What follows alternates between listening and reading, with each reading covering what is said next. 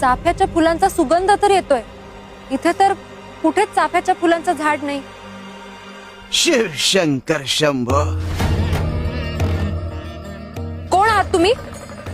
अगं वाटाडा समाज. पण आम्हाला सांग, तुला सुगंध आला की नाही? हो, पण इथे कुठे चाफ्याच्या फुलांचं झाड दिसत नाहीये. सुगंध दिसतो का? नाही.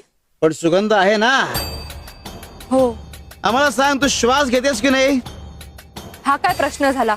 अगं श्वास घेतेस, पण वारा दिसतो का? आणि वारा दिसत नसला तरी तो आहे ना. देवाचाही तसंच आहे. तो दिसत नाही, पण त्याचं अस्तित्व आहे.